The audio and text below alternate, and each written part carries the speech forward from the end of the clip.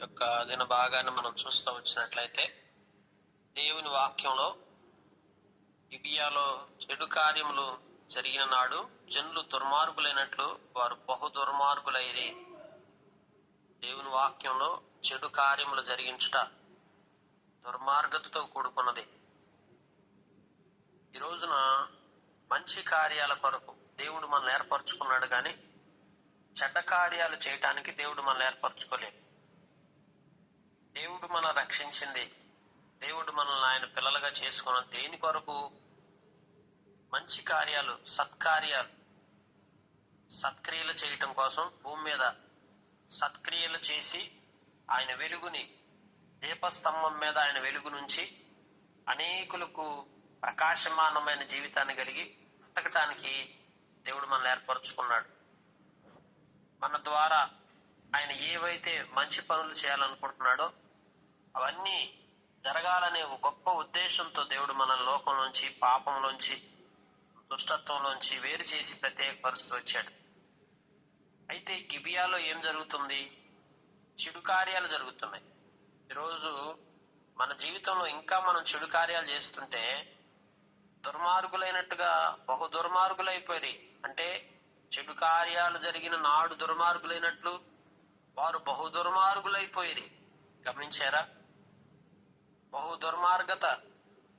ఎందుకంటే బహు దుర్మార్గత అని ఎందుకు అంటున్నాడంటే, యెహోవా వారి దోషమును జ్ఞాపకం చేసుకొనుచున్నాడు.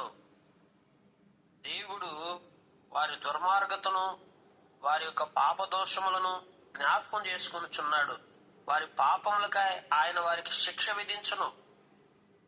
చాలా మంది యొక్క తలంపు ఏంటంటే, పాపం చేస్తూ ఉంటాం, పాపం యొక్క శిక్ష ఏంటిదో మనం గ్రహించం.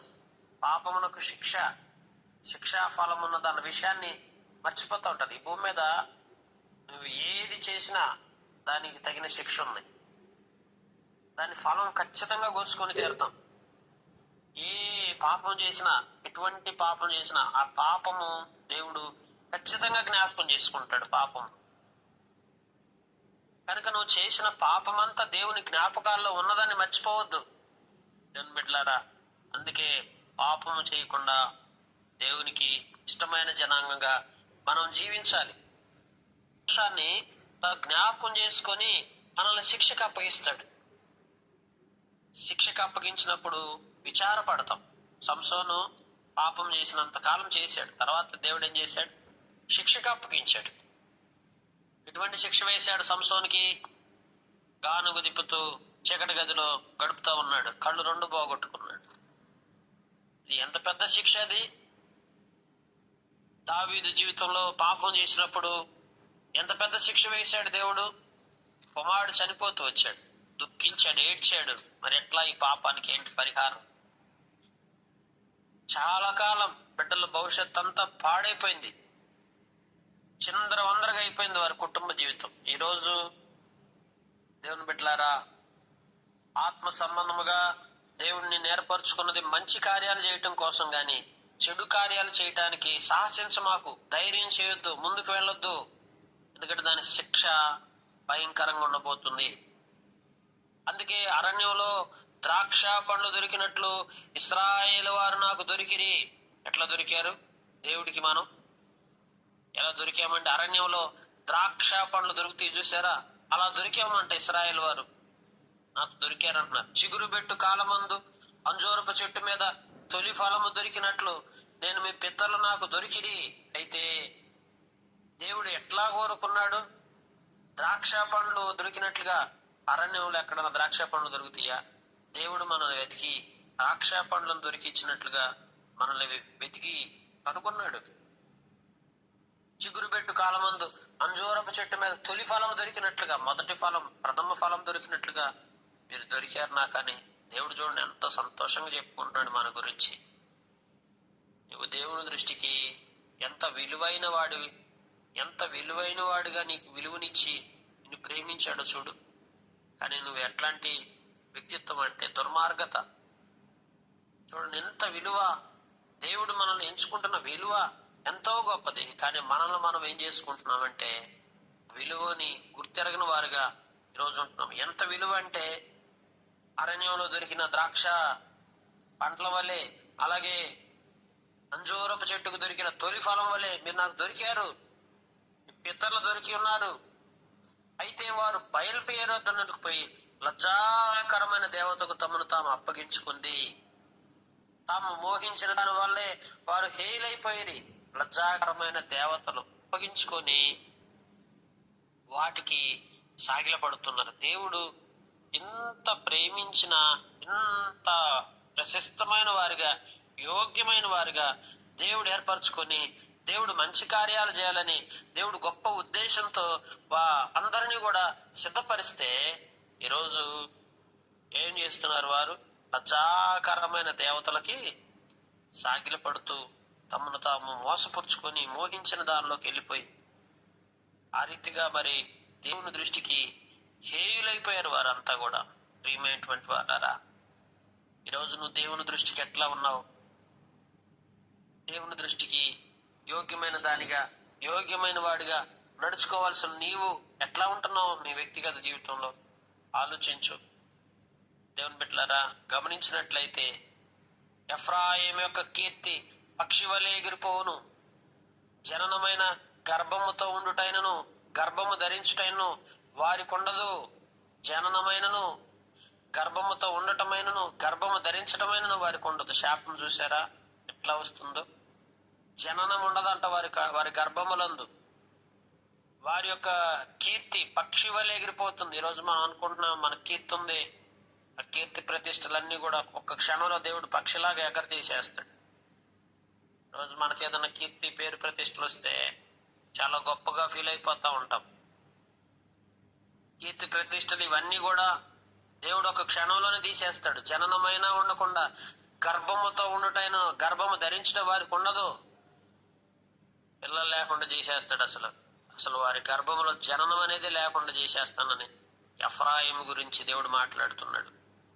వారు తమ పిల్లలను పెంచినను వారికి ఎవ్వరూ లేకుండా, ఒకవేళ పిల్లలు పెంచితే అసలు వారిని ఎవరూ లేకుండా అందమైన స్థలముల్లో వారిని పుత్రహీనులుగా చేసేస్తాం. దేవుడు చూడండి, పిల్లల్ని పెంచిన తర్వాత, పెద్ద అయిన తర్వాత వాళ్ళని ఒక అందమైన స్థలానికి తీసుకెళ్లిపోయి వాళ్ళని పుత్రహీనులుగా చేసేస్తానంట. ఎంత భయంకరమైన విషయాలు ఇవన్నీ కూడా ఆలోచిస్తుంటే. దేవుడు మనల్ని పుత్రహీనులుగా చేస్తే మనం తట్టుకోగలమా? మన పిల్లల్ని మనం పెంచి పెద్ద చేసిన తర్వాత ఒకవేళ దేవుడు మన పిల్లల్ని యవన కాలంలో పిలుచుకుంటే తట్టుకోగలుగుతామా? ఎందుకు ఇంత శిక్ష? ఈరోజు పిల్లల్ని యవన కాలంలో దేవుడు ఎందుకు పిలుచుకుంటున్నాడు? లజ్జాకరమైన దేవతలకు పోయి మనం సాగిల పడటం వల్ల మరి మన పిల్లలు యవన కాలంలోనే దేవుడు అందమైన స్థలాల్లో మనల్ని తిరిగి తీసుకుంటున్నాడు. ఎందుకలా? అందుకే అంటాడు, నేను వారిని విడిచిపెట్టగా వారికి శ్రమ కలిగను. దేవుడు వారిని విడిచిపెట్టేస్తే ఏమవుతుంది? శ్రమ కలుగుతుంది. దేవుడు మనల్ని విడిచిపెడితే మనం తట్టుకోగలుగుతామా? దేవుడు మనం విడిచిపెడితే మన స్థితి ఎలా ఉంటది?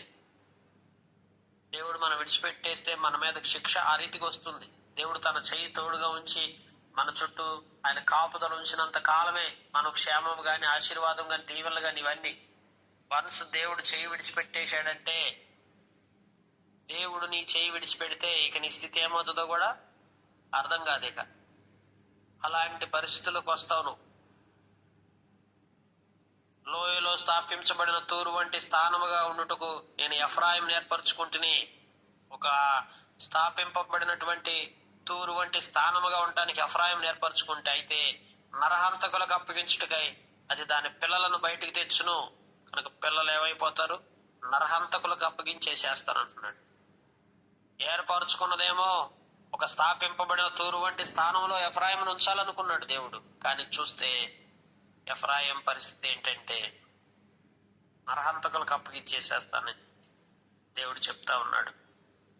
కీర్తి పోతుంది, పిల్లలు లేకుండా చేస్తాను. ఒకవేళ పిల్లలు పెరిగి పెద్దయిన పుత్రహీనులుగా చేసేస్తాను. అలాగే చూస్తూ ఉన్నట్లయితే నరహంతకులకు అప్పగించేసాను, పిల్లల్ని అప్పగించేసేస్తాను.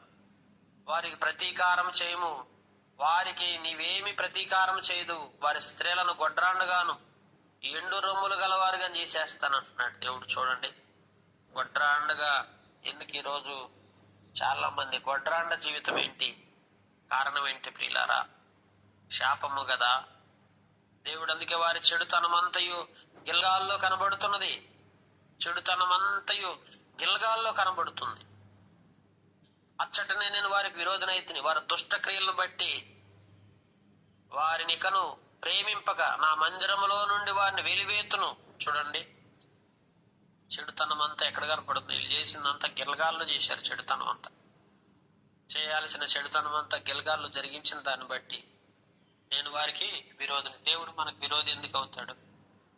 దేవుడు మనల్ని ఎందుకు, మన జీవితంలో ఎందుకు ఈ రీతిగా అనేకమైన విషయాల్లో మనల్ని శాపానికి అప్పగిస్తాడు, శిక్షకు అప్పగిస్తాడు? కారణం ఏంటి అని మనం ఆలోచించుకున్నట్లయితే కేవలము మనం చేసే చెడ్డ కార్యాలు, మన యొక్క చెడుతనం ఆయన జ్ఞాపకం చేసుకొని దేవుడు పరిశుద్ధ గ్రంథం దుష్ట క్రియలను బట్టి, చెడ్డ కార్యాలను బట్టి దేవుడు విరోధైపోయి దేవుడు అంటున్నాడు, ప్రేమింపక నా మందిరంలో నుండి నేను వారిని వెలివేస్తాను అంటున్నాడు. దేవుడు మందిరంలోంచి కూడా మనల్ని వెలివేస్తాడు. ఆ యొక్క దేవుని మందిరంలోంచి చాలా మంది వెలివేయబడతారు, వెళ్ళగొట్టబడతారు. ఎందుకు వెళ్ళగొట్టబడుతున్నారు? కారణం ఏంటి? దేవుని మందిరం నుంచి వెళ్ళగొట్టబడటానికి కారణం ఏంటి? చెడు కార్యాలు. ఈరోజు మందిరంలోంచి మనం వెళ్ళగొట్టబడటానికి కారణం ఏంటి? చెడు కార్యాలు. దేవుని బిడ్డలారా, అందుకనే ఎఫ్రాయిము మొత్తబడను, వారు వేరు ఎండిపోయిను, వారి ఫలమీయరు, వారి పిల్లలను కనిను, వారి గర్భ నిధిలో నుండి వచ్చే సొత్తుని నాశనం చేస్తాను. వారు నా దేవుని మాటలు ఆలకించలేదు గనుక ఆయన వారిని విసర్జించను. వారి దేశం విడిచి అన్ని జనుల్లో తిరుగుదురు. కనుక దేవుని మాట వినలేదు. ఎఫ్రాయిము చేసిన పని ఏంటంటే దేవుని మాట వినలా, దేవునికి లోపడలేదు, దేవుని ఆలోచన తెలుసుకోలేదు, దేవుని చిత్తానికి తిరిగి నడుచుకోలేదు.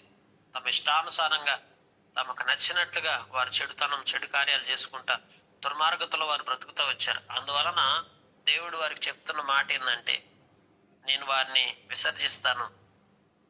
దేవుని బిడ్డలారా, మొత్తబడిన వారు ఎండిపోతారు, ఫలమీయరు, పిల్లలు కన్నా గాని సొత్తును నాశనం చేసేస్తాను అంటున్నాడు దేవుడు. చూడండి, కనుక మనం పిల్లలు కన్నామా, పిల్లలు లేని పరిస్థితులు, ఒకవేళ పిల్లలు కన్నా గాని ఆ పిల్లలు క్షేమంగా ఉండాలన్నా, అలాగే మన యొక్క కుటుంబ జీవితం ఆశీర్వాదకరంగా చేయబడాలన్నా, మనం అన్ని రకాలుగా మేళ్లు అనుభవించాలన్నా, మనం క్షేమాన్ని అనుభవించాలన్నా కేవలము దేవుని మాట మనం ఆలకించాలి, దేవుని మాటకు విధేయత చూపించాలి, దేవునికి లోబడాలి. లేకపోతే దేవుడు మనల్ని పిలుచుకుంటాడు.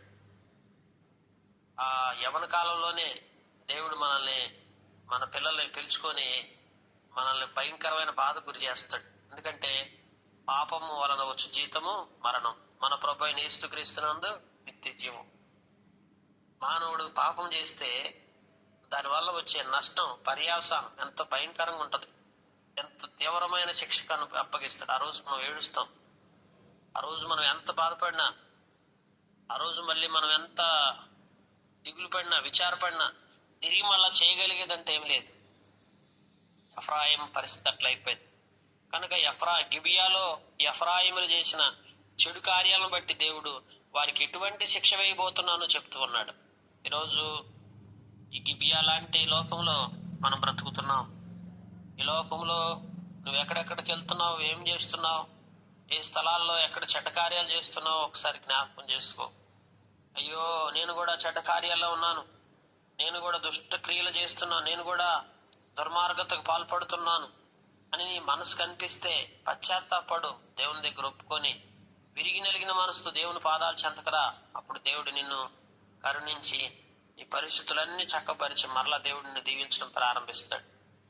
అలా చేయకుండా ఉంటే ఎన్ని రకాలుగా మనం శిక్షణ అనుభవిస్తామో చూడండి.